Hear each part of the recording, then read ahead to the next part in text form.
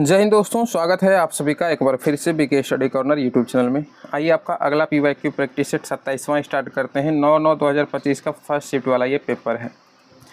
देखिएगा, जनरल हिंदी का session start करते हैं। सबसे पहला क्वेश्चन आपका कहता है कि विरह है अथवा यह वरदान, इस पंक्ति में कौन सा अलंकार है, बताइए। तो देखिए यहाँ पर हो जाएगा संदेह अलंकार। कहिएगा सर संदेह अलंकार कैसे है? तो विरह का मतलब क्या होता है? तो इसका मतलब होता है दुख, है ना जी। और वरदान का मतलब क्या होता है? तो इसका मतलब होता है जैसे आनंद बोल सकते हैं। वरदान मतलब आनंद या खुशी, है ना। तो यहाँ पर है दुख है, यहाँ पर है आनंद, एक दूसरे से अपोजिट वर्ड है। तो यहाँ पर होना चाहिए विरोधाभास अलंकार, लेकिन हम संदेह बता रहे हैं। तो संदेह इसलिए बता रहे हैं कि बीच में यदि अथवा शब्द आ जाए ना कि भाई या तो दुख अथवा आनंद, तो अथवा क्या दिखाता है? मतलब संदेह दिखाता है। तो ये अथवा शब्द के वजह से संदेह अलंकार हो जा रहा है, समझ गए। ये अथवा शब्द ना होकर के कोई और शब्द यहाँ पर रहता तब आप विरोधाभास आराम से लगा सकते थे। इसलिए आंसर आपका ए होगा। यहाँ पर ये अथवा की वजह से संदेह अलंकार हो जा रहा है। अगला क्वेश्चन देखिए, कहता है यह जीवन क्या है? निर्जर है, कौन सा अलंकार है? तो बता चुके हैं आप सभी को, यहाँ पर सर रूपक अलंकार हो जाएगा, है ना जी। जीवन का तुलना किससे किया गया है? निर्जन, यानी कि इसका मतलब होता है झरना से किया गया है, झरना से किया गया है ना। और बीच में कोई भी सा से सी जैसे कोई शब्द नहीं मिल रहे, मतलब इसको हम डायरेक्टली तुलना ही कहेंगे। तो आंसर आपका बी होगा। सपेरा में कौन सा प्रत्यय लगा हुआ है? तो सपेरा का कर लेते हैं थोड़ा सा संधि विच्छेद। तो क्या हो जाएगा? कहेंगे सर सांप जोड़ एरा, ये वाला होगा। तो एरा प्रत्यय लगा हुआ है, करेक्ट आंसर ऑप्शन डी वाला होगा। ठीक है, ये वाला एरा नहीं लगाइएगा, ये वाला होगा। अगला क्वेश्चन कहता है वो रात भर जागता रहा, उपयुक्त वाक्य में काला शब्द क्या है? ये कहने का मतलब ये जो भर शब्द है ये क्या है? कोई करता है? करता तो ये नहीं है जी, है ना। कर्म है, ऑब्जेक्ट तो ऑब्जेक्ट भी नहीं है, भर को हम ऑब्जेक्ट नहीं मान सकते हैं। क्रिया भी नहीं कहेंगे, क्रिया तो मतलब जागना हो गया क्रिया। तो यहाँ पर इसको हम निपात बोल सकते हैं, जो कि साइड में सिर्फ जुड़ता है ना, निपात जुड़ा हुआ है। भर को हम निपात बोल सकते हैं। सी यहाँ पर आंसर हो जाएगा आपका। अगला क्वेश्चन देखिए, कहता है कि निम्न में कौन सा वाक्य शुद्ध है? सुनते सुनते कान भर गए। हर एक विद्यार्थी को चाहिए कि वह हिंदी की पुस्तकें पढ़े। पैसा इसलिए नहीं है क्योंकि लोग बेरोजगार हैं। मैं वह अर्थ नहीं लगाता जो आप लगाते हैं। शुद्ध कौन सा है? तो कहिएगा सर नीचे का सब अशुद्ध लग रहा था। सुनते सुनते कान भर गए, यह बिल्कुल शुद्ध वाक्य है ना। अगला क्वेश्चन देखिए, कहता है कि चरण में मात्राओं की संख्या कम से अधिक के आधार पर मात्रिक छंदों का सही अनुक्रम क्या है? अच्छा, मतलब कम से अधिक की ओर देखना है। तो देखिए इसका करेक्ट आंसर होगा ऑप्शन डी। पहले होता है चौपाई, उसके बाद हो जाता है पीयूष वर्धक, फिर होता है राधिका, लेकिन यहाँ पर राधिका नहीं दिया हुआ है। उसके बाद होता है रोला, और फिर होता है गीतिका, फिर होता है हरि गीतिका। यदि आपको लिखना हो तो आप लिख लीजिए, हम यहाँ पर लिखा ही देते हैं, थोड़ा सा ये इंपॉर्टेंट है, लिख लीजिए और सबका याद रखिएगा। चौपाई में कितना वर्ण कहिएगा सर? 16 वर्ण होता है। पीयूष वर्धक में इसमें कितना? तो बस इसमें क्या करिएगा, 4 जोड़िएगा तो यहाँ पर 20 हो जाएगा। इसमें 20 वर्ण। राधिका में कितना? तो राधिका में 22 वर्ण। उसके बाद रोला में कितना? तो रोला में 24 वर्ण। और एक होगा गीतिका में कितना? तो गीतिका में 2 और जोड़िए, 26 वर्ण। और इसके बाद आता है हरि गीतिका। ठीक है, बस इसमें गीतिका सब हरि गीतिका में कितना हो जाएगा? इसमें और 2 जोड़ दीजिए तो 28। समझ गए ना। तो पहले 16 फिर 20, उसके बाद सब 2 जोड़ते जाइए, 22, 24, 28, 26 और 28। बस ये याद रखिएगा। चौपाई और पीयूष वर्धक, राधिका, रोला, गीतिका, फिर हरि गीतिका। तो ये क्रम है। तो सबसे पहले चौपाई आएगा, पीयूष वर्धक आएगा, उसके बाद यहाँ पर राधिका नहीं दिया हुआ है लेकिन रोला और गीतिका दिया हुआ है। तो यही वाला होगा ना जी, सही अनुक्रम डी बिल्कुल सही है। अगला क्वेश्चन देखिएगा, कहता है मानो भीत जानी मसीहत ते। अगला लाइन पढ़िए या ना पढ़िए, आपको अलंकार बताना है। शब्द आपको मिल गया, कहिएगा हाँ सर। यहाँ पर हो जाएगा उत्प्रेक्षा अलंकार। अगला क्वेश्चन यहाँ पर कह रहा है कि यथास्थान समासिक शब्द का विग्रह क्या होगा, बताइए। यथास्थान, इसका समासिक विग्रह जो होगा स्थान के अनुसार। यथास्थान मतलब स्थान के अनुसार। बी बिल्कुल सही है। अगला क्वेश्चन देखिए, कहता है कि प्रश्न चिन्हों में उठी हैं भाग्य सागर की हिलोरें, कौन सा अलंकार है? देख रहे हैं किसका तुलना किससे? कहिएगा हाँ सर, भाग्य का तुलना सागर से किया गया है। कौन सा अलंकार? कहिएगा सर रूपक अलंकार। यहाँ पर कहता है निरर्थक का सही संधि विच्छेद क्या हो जाएगा? निरर्थक निह जोड़ अर्थक होता है। क्या होगा, कहेंगे सर निह जोड़ अर्थक। और पूछेगा कौन सा संधि है इसमें, तो ये तो आप आराम से देख पा रहे होंगे, विसर्ग संधि यहाँ पर है ना जी। चलिएगा अच्छा, अगला क्वेश्चन कहता है आचार्य भरत ने किस रस को नाट्य प्रयोग में स्वीकार नहीं किया है। तो करेक्ट आंसर क्या होगा, कहेंगे सर ऑप्शन ए बिल्कुल सही है। यहाँ पर शांत रस को स्वीकार नहीं किया गया है नाट्य प्रयोग में, है ना। तो ए बिल्कुल आपका सही जवाब होगा। अगला क्वेश्चन, शब्द शक्ति के भेद के अंतर्गत आता है अभिधा, लक्षणा और व्यंजना। तो यहाँ पर सिर्फ लक्षणा दे रखा है, यही आंसर हो जाएगा आपका। अगला क्वेश्चन देखिए, कहता है कि सर्दी बढ़ते ही उसके जोड़ों का दर्द बढ़ गया। कहता है मिश्र वाक्य में रूपांतरण करिए। जैसे वैसे बीच में आएगा, मिश्र में यही होता है ना। तो देखिएगा, जैसे ही, देखिए जैसे ही सर्दी बढ़ी वैसे ही उसके जोड़ों का दर्द भी बढ़ गया, यही वाला होगा ना आंसर। कहिएगा हाँ सर, आराम से हम सी लगा सकते हैं, जैसे और वैसे। अगला क्वेश्चन देखिए, कहता है जिस तत्पुरुष समास में प्रथम पद तथा द्वितीय पद दोनों भिन्न भिन्न विभक्तियों में हो उसे कौन सा समास कहते हैं। तो याद रखिएगा, उसको हम लोग बोलते हैं व्यधिकरण तत्पुरुष समास, ठीक है ना। अगला क्वेश्चन देखिए, यहाँ पर कह रहा है कि इनमें से कौन सा वाक्य अशुद्ध है। तुमने अपनी कलम खो दी, उसके आँख से आंसू निकल पड़ा, वह अपने आप चलता जा रहा था, ये अच्छे फल नहीं हैं होगा यहाँ पर, है ना। तो बताइए अशुद्ध कौन सा है। तो इसका करेक्ट आंसर हो जाएगा, कहेंगे सर ऑप्शन बी बिल्कुल सही है यहाँ पर, है ना जी। बी बिल्कुल सही है। उसके आँख से आंसू निकल पड़ा, यह गलत लाइन है। यहाँ पर होगा उसकी आँख से, आँख है स्त्रीलिंग चीज़, तो क्या लगाएंगे, उसकी आँख से आंसू निकल पड़ा, ये बोलेंगे। समझ गए ना। तो करेक्ट आंसर होगा ऑप्शन बी। अगला क्वेश्चन कहता है भारतीय काव्य शास्त्र के महान विद्वान सम्मट ने अपने ग्रंथ काव्य प्रकाश में शब्दों के कितने प्रकार बताए हैं। तो इन्होंने अपने काव्य ग्रंथ काव्य प्रकाश में शब्दों के 3 प्रकार बताए हैं। और कौन सा, वही अभिधा, लक्षणा और व्यंजना वाला, ठीक है ना। यदि आप लिखना भी चाहें तो लिख लीजिएगा, अभिधा, लक्षणा और व्यंजना, ठीक। चलिए अगला क्वेश्चन कहता है मैंने पुस्तक पढ़ी कौन सा वाच्य है। तो पुस्तक किसने पढ़ी, मैंने पढ़ी। आपको ऐसे भी पूरा लाइन पढ़ी तो पढ़ने से पता चलता होगा कि भाई ये सब्जेक्ट पे जोर पड़ रहा है, मैंने पुस्तक पढ़ी, है ना जी। तो मैंने ये क्या है, करता है, तो कर्तरीवाची बोलेंगे इसको। अगला क्वेश्चन देखिए, कहता है गुलर का फूल होना मुहावरे का क्या अर्थ होता है। तो गुलर का फूल होना इसका मतलब होता है लापता होना, ठीक है ना। गुलर का भी फूल देखिएगा वो फल के अंदर ही होता है, दिखता ही नहीं है। तो इसका मतलब मुहावरे का मतलब भी यही होता है, लापता होना। करेक्ट आंसर डी हो जाएगा। अगला क्वेश्चन देखिएगा, गद्यांश वाला है। अच्छा, क्वेश्चन क्या कह रहा है कि सप्ताह शब्द का विशेषण क्या होगा। मतलब आपको गद्यांश पढ़ने की जरूरत यहाँ पर है नहीं, आपको बताए भी है वैसे भी। सप्ताह का क्या हो जाएगा आंसर, साप्ताहिक होता है। 100 में आकर वाला लगाइएगा, ये वाला देखिए, यहाँ पर भी साप्ताहिक है, यहाँ साप्ताहिक है, साप्ताहिक होगा। अगला क्वेश्चन देखिए, कहता है जब किसी पद में यमक अलंकार हो तब प्रायः कौन सी शब्द शक्ति होती है। तो करेक्ट आंसर क्या हो जाएगा, बिल्कुल कहिएगा सर, यहाँ पर ऑप्शन ए बिल्कुल सही है, अभिधा होती है, ये ध्यान रखिएगा। जैसे यमक अलंकार जिसमें हो ना, यमक अलंकार किसको कहते हैं कि जैसे एक ही शब्द 2 या 2 से अधिक बार वाक्य में आया हुआ हो, लेकिन उसका हर स्थिति में अर्थ अलग अलग निकल रहा हो, उसी को ना यमक अलंकार कहते हैं। तो उसमें अगर पूछा जाए कि कौन सी शब्द शक्ति प्रायतः निहित रहती है, तो अभिधा लगाइएगा। इस चीज़ को याद रखिएगा, यमक अलंकार में अभिधा शब्द शक्ति निहित होता है, ठीक है। अगला क्वेश्चन देखिए, कहता है काव्य में जहाँ शब्द के कारण रमणीयता और शब्द परिवर्तन से काव्य सौंदर्य छीन हो जाए, क्या कहलाता है, कौन सा अलंकार कहलाता है। एक बार और बताए थे, कहिएगा सर शब्द अलंकार उसी को बोलते हैं। अगला क्वेश्चन देखिए, कहता है जैसे ही परीक्षाएं समाप्त हुई वैसे ही हम घूमने चले गए, वाक्य में कौन सा भेद है, ये बताइए, वाक्य का कौन सा भेद यहाँ पर है। जैसे ही परीक्षाएं समाप्त, जैसे वैसे आ गया ना, कहिएगा हाँ सर यहाँ पर हो जाएगा मिश्र वाक्य। बिल्कुल मेरे बाबू आप सही है, मिश्र वाक्य हो जाएगा, आपका बी सही जवाब होगा। अगला क्वेश्चन देखिए, यहाँ पर कह रहे दिए गए शब्द में काले पद का पदबंध भेद बताएं। अरुणिमा धीरे धीरे चलते हुए वहाँ जा पहुँची। तो चलना क्या है ना जी, चलना क्या है, कहेंगे सर ये है क्रिया। चलना एक प्रकार का क्रिया है, लेकिन क्रिया किस अनुसार हो रहा है, ये क्रिया की विशेषता बता रहा है कि क्रिया क्या हो रहा है, कहेंगे सर धीरे धीरे, ये विशेषण है। तो क्रिया की विशेषता बता रहे हम क्या बोलेंगे, क्रिया विशेषण पदबंध है इसमें सर, ऑप्शन सी आपका सही है।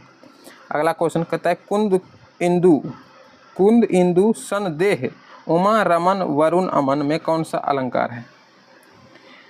देखिए यहाँ पर हो जाएगा उपमा अलंकार। कहिएगा सर उपमा अलंकार में सर सा से सी सम समाना ये सब शब्द आता है, तो यहाँ पर भी है। देखिए कुंद इंदु इसका मतलब होता है चंद्रमा सा, इसका मतलब क्या होता है, कहेंगे सर चंद्रमा सा। यहाँ देखिए उमा रमन लिखा हुआ है, उमा रमन का मतलब जान रहे हैं क्या होता है, मतलब शिव भगवान जो होते हैं ना, तो शिव सा। यहाँ पर देखिए आपको वरुण अमन शब्द मिलेगा। इस वरुण अमन का मतलब सर क्या होता है, इसका मतलब होता है सूर्य सा, सूर्य सा माने सूर्य के जैसा, है ना। तो सा शब्द यहाँ पर निहित है, वो आपको दिख नहीं रहा है। जब इसका आप डिटेल में लिखिएगा तो इस प्रकार से इसका अर्थ निकलता है। तो सा शब्द इसमें निहित है, इसलिए आपको उपमा अलंकार लगाना है। अगला क्वेश्चन कहता है किस वर्णिक छंद के प्रत्येक चरण में 14 वर्ण होते हैं। तो करेक्ट आंसर क्या होगा, कहेंगे सर डी बिल्कुल सही है, वसंत तालिका में होता है ना जी। चलिए साइंस से स्टार्ट करते हैं। देखिएगा कहता है लिग्निफाइड कोशिका भित्ति डैश की एक विशिष्ट विशेषता है। बताए हैं आप सभी को अच्छे से, कहेंगे सर जाइलम का जो ट्रैकिड्स होता है उसको लिग्निफाइड कोशिका भित्ति यानी ये काफ़ी मजबूत होता है, इसलिए जाइलम के ट्रैकिड्स हो जाएंगे। करेक्ट आंसर ऑप्शन ए आपका। अगला क्वेश्चन कहता है गंगा नदी में प्रचुर मात्रा में कोलिफॉर्म बैक्टीरिया पाए जाने का मुख्य कारण क्या है। तो याद रखिएगा आंसर आपका ए हो जाएगा। कहेंगे सर अधजले शवों को जल में बहा देना, है ना, इस वजह से हो रहा है, तो ए आंसर हो जाएगा। अगला क्वेश्चन देखिएगा कहता है चावल का वैज्ञानिक नाम ओरिजा सटिवा है। हाँ ये बिल्कुल सही है, चावल का वैज्ञानिक नाम जिस प्रकार से इंसान का है होमो सेपियंस होता है ना, उस तरह चावल का ओरिजा सटिवा होता है। कह रहा है इस जानकारी से क्या निष्कर्ष निकाला जा सकता है। तो इससे यही निष्कर्ष निकाला जा सकता है कि चावल ओरिजा वंश का है और सटिवा उसकी प्रजाति। आपको बताए थे ये क्या दिखाता है, ये वंश दिखाता है, और जो इधर वाला होता है ये प्रजाति दिखाता है ना जी, प्रजाति दिखाता है। तो वही यहाँ पर लिखा हुआ है बी में, बी आपका आंसर हो जाएगा। अगला क्वेश्चन देखिए कहता है मैग्नीशियम तत्व सल्फर के साथ अभिक्रिया करके कौन सा बॉन्ड बनाता है। तो कहिएगा सर आयनिक बॉन्ड बनाता है। कहता है निम्नलिखित में से किसका उपयोग सूचक के रूप में नहीं किया जाता है, बताइए। तो हल्दी का, कहिएगा सर हल्दी का यूज करते हैं सूचक के रूप में। मिथाइल ऑरेंज का, कहिएगा सर मिथाइल ऑरेंज का भी करते हैं। फिनोफ्थिलीन का भी किया जाता है। मूली तो सब्जी है, मूली का नहीं करते हैं किसी भी सूचक के रूप में, तो डी आपका आंसर हो जाएगा जी। अगला क्वेश्चन देखिए यहाँ पर क्या कह रहा है, कहता है कि जीवाणु में एक अनिर्धारित नाभिकीय क्षेत्र होता है जिसमें नाभिकीय झिल्ली नहीं होती है, इसमें प्रोटीन के बिना केवल डीएनए होता है, ऐसे क्षेत्र को क्या कहते हैं। बहुत अच्छा क्वेश्चन है, बताइए। तो उसको न्यूक्लियोड कहते हैं। क्या बोलेंगे, कहेंगे सर न्यूक्लियोड। आंसर कौन सा हो जाएगा, कहेंगे सर डी बिल्कुल सही है। अगला क्वेश्चन देखिए कहता है कैथोड किरणें हैं उदासीन, धनात्मक, ऋणात्मक, इनमें से एक से अधिक विकल्प सही, बताइए। तो सी होगा इसका आंसर, ऋणात्मक आवेशित कण है कैथोड किरणें, ध्यान रखिएगा, सी आपका सही जवाब होगा।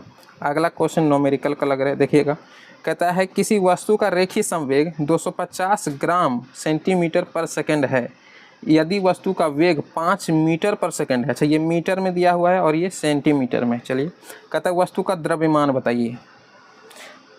अच्छा रेखीय संवेग दिया हुआ है, आपको रेखीय संवेग वाला फार्मूला मालूम होगा। नॉर्मली समझिए ना, संवेग बराबर क्या होता है, कहेंगे सर द्रव्यमान अगुना वेग होता है ना जी। द्रव्यमान दिया है, द्रव्यमान नहीं दिया है, वही तो पूछ रहा है कि द्रव्यमान क्या होगा।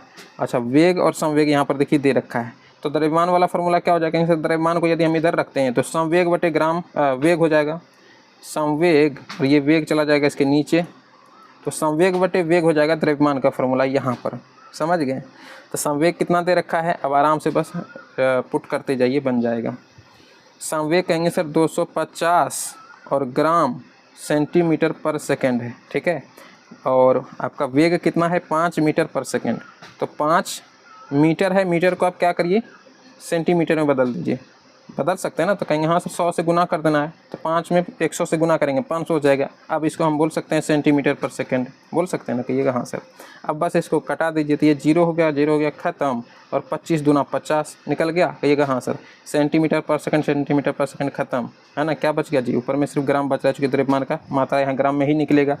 अच्छा 2 से यदि 1 में 1/2 ग्राम यहाँ पर निकल रहा है, 2 से 1 में भाग देंगे तो कितना निकलेगा, कहेंगे सर 0.5 ग्राम निकलेगा। किस ऑप्शन में है 0.5 ग्राम, कहेंगे सर ऑप्शन ए में दिख रहा है, यही वाला आपका आंसर हो जाएगा, है ना। अगला क्वेश्चन कहता है सरल कोशिका में धनात्मक ध्रुव का कार्य कौन करता है। कहेंगे सर सी बिल्कुल सही जवाब है, कॉपर करता है। ब्रायोफाइट्स को आमतौर पर किस नाम से जाना जाता है। ब्रायोफाइट को आमतौर पर मॉस के नाम से जाना जाता है। ए आपका आंसर बिल्कुल सही जवाब हो जाएगा। अगला क्वेश्चन देखिए, कहता है निम्नलिखित में से कौन सा कारक पारिस्थितिकी असंतुलन में योगदान देता है। अच्छा, असंतुलन कह रहा है, दिमाग लगाइए। वायु प्रदूषण, विलुप्ति, शहरीकरण, उपरोक्त सभी विकल्प। हमको तो लगता है सभी विकल्प सही है, कहिएगा हाँ सर, सभी विकल्प सही हो जाएगा जी। वायु प्रदूषण के कारण भी पारिस्थितिकी असंतुलन होता ही है, पारिस्थितिकी संतुलन बिगड़ता है। शहरीकरण में भी लोग क्या करता है, पेड़ पौधे को काट देता है। हमारे इधर भी आज एक पेड़ काटा जा रहा है भाई, आज 5 जून है, 5 जून, और आज क्या है, विश्व पर्यावरण दिवस, और आज एक ही दिन ये लोग पेड़ काट रहे हैं। आम का पेड़ बहुत पुराना पेड़ था हमारे घर के ही बगल में, है ना, जो अभी देखिएगा उस दिन झिंगूर वगैरह का आवाज़ आ रहा था ना, उसी पेड़ के ऊपर से आ रहा है। लेकिन पेड़ जड़ से नहीं काट रहा है, बस उसका जो होता है ना डाल वगैरह थोड़ा सा उसको अलग कर रहा है, ताकि किसी दूसरे के वो खेत में उसका जो है ना डाल चला गया था, तो इस वजह से वो लोग ऐसा कर रहे हैं। खैर जो हो, ये सब सामाजिक असंतुलन है, होता ही रहता है ना जी। देखिएगा, अच्छा अगला क्वेश्चन कहता है जैविक खेती में यह शामिल नहीं है। अच्छा, जैविक खेती में कौन शामिल नहीं है बताइए। तो बी हो जाएगा आंसर, कहेंगे सर रासायनिक उर्वरक, इसको जैविक खेती के अंतर्गत हम लोग नहीं रखते हैं, है ना। फसल चक्र रखते हैं, हरी खाद रख सकते हैं, कंपोस्ट, गोबर की खाद, ये सब होगा जैविक खेती के अंतर्गत ही ये सब आते हैं। रासायनिक या जैविक खेती के अंतर्गत नहीं, रासायनिक खेती में बोल सकते हैं इसको, है ना जी। अगला क्वेश्चन देखिए, कहता है आंत के रस में पाए जाने वाले एंजाइम अंततः परिवर्तित किस में हो जाते हैं बताइएगा। मेरे ख्याल से आप सभी को पंखे का आवाज़ थोड़ा जा रहा होगा और इधर हो जाते हैं, देखिएगा। तो आंतों के रस में पाए जाने वाले एंजाइम अंततः परिवर्तित किस चीज़ में हो जाते हैं। तो कहें सर करेक्ट आंसर डी हो जाएगा, इनमें सभी में हो जाते हैं। जैसे कि वसा को ये वसा अम्ल और कोलेस्ट्रॉल में बदल देते हैं, प्रोटीन को अमीनो एसिड में बदल देता है, अमीनो एसिड में, और जटिल कार्बोहाइड्रेट को ग्लूकोज में बदल देता है। तो डी बिल्कुल सही जवाब है। अगला क्वेश्चन कहता है चुंबकीय ध्रुव की प्रबलता की साधारण साई इकाई है। साई इकाई नहीं, यहाँ पर ऐसा इकाई होगा, है ना जी, साधारण ऐसा इकाई, ऐसा ही लिखा होगा, साई लिखा गया है, हिंदी टाइपिंग में हुआ होगा ऐसा। तो बताइएगा आंसर क्या होगा। तो कहेंगे सर बी बिल्कुल सही जवाब हो जाएगा, एम्पियर मीटर हो जाएगा, एम्पियर मीटर, ठीक है, ध्यान रखिएगा। चलिए अगला क्वेश्चन कहता है निम्नलिखित में से कौन सा पदार्थ मिट्टी को प्रदूषित करने वाला महत्वपूर्ण प्रदूषक नहीं है। क्या हो जाएगा आंसर।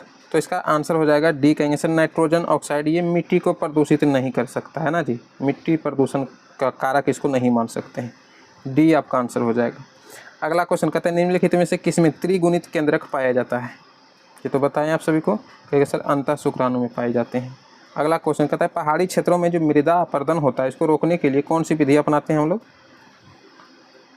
तो बिल्कुल कहिएगा सर, हम लोग मनाते हैं सीढ़ीदार खेती, है ना जी। सीढ़ीदार खेती को एक और नाम से जाना जाता है, कौन सा, कहेंगे सर सोपानी कृषि, सोपानी कृषि के भी नाम से जानते हैं, है ना। इसके अंतर्गत क्या होता है, सीढ़ी दर सीढ़ी जो है खेती किया जाता है, इस प्रकार से इसके ऊपर फसल उगाया जाता है ताकि मिट्टी अपरदन होने से रुक सके। अगला क्वेश्चन कहता है संवेग की साधारण सूचक इकाई क्या है। बी हो जाएगा इसका आंसर, केजी मीटर प्रति सेकंड या फिर केजी मीटर सेकंड इनवर्स, कहिए बी आपका आंसर हो जाएगा। निम्नलिखित में से कौन सा पशु आधारित खाद्य पदार्थ का स्रोत नहीं है। पशु आधारित, तो अंडा, दूध, मांस या फल। तो सिंपल है सर, फल होगा, है ना जी। चलिए अगला क्वेश्चन देखिएगा, यहाँ पर कह रहा है पादप कोशिकाओं में डैश को छोड़कर बाकी सभी होते हैं। पादप कोशिका में कि पेड़ पौधा कोशिका में क्लोरोप्लास्ट होते हैं, कहीं कहाँ सर होता है। बड़ी रिक्तिका होता है, कहीं कहाँ सर बड़ा रिक्तिका भी होता है। सेल्यूलोसी कोशिका भित्ति, सेल्यूलोज कोशिका भित्ति, तो भाई कोशिका भित्ति है तो पेड़ में ही रहेगा, है ना जी। बाकी चीज़ में कोशिका भित्ति तो कवक वगैरह में, एक दो कवक वगैरह में पाया जाता है, बाकी जीव जंतु वाले में तो कोशिका भित्ति होता ही नहीं है। सेंट्रियोल इसका सबसे मस्त आंसर है, और डायरेक्ट सेंट्रियोल के ऊपर क्वेश्चन पूछा जाता है कि इनमें से कौन सा कथन है जो कि पादप और जंतु कोशिका को अलग करता है, यही इस प्रकार से डायरेक्ट, और ऑप्शन में आपको सेंट्रियोल मिलेगा, क्योंकि सेंट्रियोल जो है या एकमात्र जंतु तक में, जंतु के कोशिका में ही पाया जाता है और किसी चीज़ की कोशिका में नहीं पाया जाता है सेंट्रियोल, समझ गए ना। तो करेक्ट आंसर डी हो जाएगा। चलिए स्टार्ट करते हैं आपका जीके जीएस। कहता है सागौन की एकल खेती ने निम्नलिखित स्थानों के प्राकृतिक वनों को नुकसान पहुंचाया है। गंगा के मैदान को, दक्षिण भारत मैदान को, या फिर आपका ब्रह्मपुत्र मैदान को, इनमें से कोई नहीं। सागौन की खेती, तो दक्षिण भारत का मैदान इसका करेक्ट आंसर हो जाएगा, ठीक है। अगला क्वेश्चन देखिए, यहाँ पर कह रहा है रोमांटिकवाद से क्या तात्पर्य है। रोमांटिकवाद, तो इसका मतलब होता है सांस्कृतिक आंदोलन, ध्यान रखिएगा। अगला क्वेश्चन कहता है विश्व के जल भंडारों में लगभग डैश से थोड़ा कम मीठा पानी भूमिगत जल के रूप में संग्रहित है। तो कहेंगे सर डी हो जाएगा 0.3, है ना जी। अगला क्वेश्चन देखिए, कहता है पुनः मतदान को क्या कहते हैं। यानी फिर से जो मतदान दिया जाए उसे क्या बोलिएगा? तो उसको हम लोग पुनः मतदान ही बोलेंगे। और क्या बोल सकते हैं? पुनः मतगणना या चुनाव या नामांकन तो नहीं बोल सकते हैं। तो आंसर तो ए ही होगा। क्या फालतू सवाल है, समझ ही नहीं आता क्या पूछ लेता है। कहता है भारत में केंद्र सरकार का मुखिया कौन होता है? केंद्र सरकार का मुखिया भारत में पीएम होता है। अगला क्वेश्चन देखिए, कहता है काजीरंगा राष्ट्रीय उद्यान किस राज्य में स्थित है? सबको पता होगा ये असम में स्थित है सर। भारत के पहले चुनाव आयुक्त कौन थे? तो बता चुके हैं आप सभी को, कहिएगा सर सुकुमार सेन। अगला क्वेश्चन देखिएगा, कहता है 2011 की जनगणना के अनुसार बिहार की साक्षरता दर के संदर्भ में निम्नलिखित में से कौन सा कथन सही है? अब देखिएगा इसका ऑप्शन क्या दे रखा है। कहता है बिहार की आधी से अधिक आबादी निरक्षर है। कहिएगा हाँ सर ये तो होबे करेगा, बिहार है तो। कहता है 2001 से लेकर के 2011 की अवधि के दौरान बिहार में साक्षरता दर में 10 की वृद्धि कम रही है। ये भी होगा, कम वाला सब होगा, है ना जी, बताए हैं आप सभी को। तो क्या होगा इसका आंसर? कहता है नीचे दिए गए कोडों से उत्तर को चुनें। यानी ये चीज़ें बिहार में हो रहा है या पंजाब में है या हरियाणा में है या राजस्थान में है। तो इसका आंसर डी होगा। अब यहीं पर कह रहे हैं कि बिहार के साक्षरता दर के संदर्भ में दिया हुआ है, तो फिर ऑप्शन भी आपको बिहार ही यहाँ पर सही है। ये दोनों चीज़ें बिहार में नहीं थे, डी आंसर हो जाएगा। ये क्या अजीब नहीं लग रहा है सवाल? जब बिहार के बारे में क्वेश्चन में बोल ही दिए हैं तो फिर यहाँ पर आपको ये पूछना चाहिए ना, यहाँ पर ये देना चाहिए कथन ए सही है, कथन बी सही है या दोनों सही है, इस प्रकार से ऑप्शन देना चाहिए। यहाँ स्टेट का नाम अलग अलग दे दिया है, अजीब है ना। क्वेश्चन भी अजीब तरीके से पूछता है। कहता है नेपाल में लोकतंत्र को किस प्रकार की चुनौतियों का सामना करना पड़ रहा है जी? तो सी होगा आधारभूत चुनौती। आधारभूत चुनौती मेरे ख्याल से अभी तो नहीं, पहले होता होगा, है ना जी। अभी तो सबसे मस्त स्थिति नेपाल का है। कहता है फ्रांस की क्रांति का स्वरूप क्या था? तो बुर्जुआ क्रांति, डी हो जाएगा इसका करेक्ट आंसर, ध्यान रखिएगा। अनुसूचित जाति के मतदाताओं के लिए कितनी संसदीय सीटें आरक्षित हैं? 84 सीट है जी। कावेरी नदी भारत के किन राज्यों से होकर बहती है? आंध्र प्रदेश, तमिलनाडु, तमिलनाडु कर्नाटक, कर्नाटक आंध्र प्रदेश और आंध्र प्रदेश तेलंगाना। क्या हो जाएगा करेक्ट आंसर? कहेंगे सर बी वाला बिल्कुल सही था, तमिलनाडु और कर्नाटक में बहती है। अगला क्वेश्चन देखिए, कहता है इंग्लैंड में महिलाओं को वयस्क मतदान का अधिकार किस वर्ष मिला? 1928 में मिला, डेट ध्यान रखिएगा। धुएं और कोहरे के संयोजन को क्या कहते हैं? धुआं और कोहरा को यदि हम मिला दें तो उसको हम लोग क्या बोल देंगे? कहेंगे सर स्मॉग बोल देंगे। क्या बोलेंगे? स्मॉग, है ना जी। देखिए अगला क्वेश्चन कथन और निष्कर्ष वाला है। देखिए कहता है 1960 में द्विभाषी राज्य बम्बई को मराठी और गुजराती भाषी लोगों के लिए अलग अलग राज्यों में विभाजित किया गया था। कारण कहता है कि 1966 में पंजाब राज्य को भी 2 राज्यों में विभाजित किया गया था। पंजाब में पंजाबी भाषी लोगों के लिए और हरियाणा हिंदी भाषी लोगों के लिए। तो कह रहा है कि आप बताइए तो कौन सा विकल्प आपका सही है? तो कहेंगे सर यहाँ पर आंसर ए वाला हो जाएगा। ए और आर दोनों सत्य है, लेकिन आर जो है ये ए की व्याख्या नहीं करता है, ठीक है ना। तो आंसर कौन सा हो जाएगा? है तो दोनों सही, लेकिन ये जो है इसकी व्याख्या नहीं कर रहा है, बाकी दोनों अपने आप में ठीक है ना। तो ए आपका आंसर हो जाएगा। चलिए अगला क्वेश्चन कहता है प्रथम संथाली जिसने अंग्रेज़ों के विरुद्ध हथियार उठा लिया था, कौन था वो? तिलका मांझी था ना जी, आंसर सी हो जाएगा। और भागलपुर में ही इनको फांसी भी दिया गया था। अगला क्वेश्चन देखिए, कहते हैं औद्योगिक क्रांति का क्या अर्थ है? तो उत्पादन प्रणाली में परिवर्तन। औद्योगिक क्रांति का मतलब यही होता है कि उत्पादन प्रणाली में क्या परिवर्तन हो रहा है। लक्ष्मी सागर झील कहाँ स्थित है? तो कहेंगे सर दरभंगा में है। अगला क्वेश्चन, इनमें किसने कहा था कि सभी मनुष्य समान रूप से सृजित हुए हैं? ये थॉमस जेफरसन का कहना था, है ना जी। ए आंसर हो जाएगा। लास्ट का क्वेश्चन कहता है निम्नलिखित में से कौन सा लोकतांत्रिक सरकार का लक्षण नहीं है? विधि का शासन, सार्वभौमिक वयस्क मताधिकार, केंद्रीय निर्णय प्रक्रिया, अल्पसंख्यकों को अधिकारों का सम्मान। लोकतांत्रिक सरकार का लक्षण कौन सा इनमें नहीं है? तो केंद्रीय निर्णय की प्रक्रिया, ये इसके आंसर हो जाएंगे। सी बिल्कुल सही है। तो चलिए अब आप सभी का स्कोर क्या रहा कमेंट में लिखिएगा। बहुत जल्दी मिलते हैं शाम में, तब तक के लिए जय हिंद।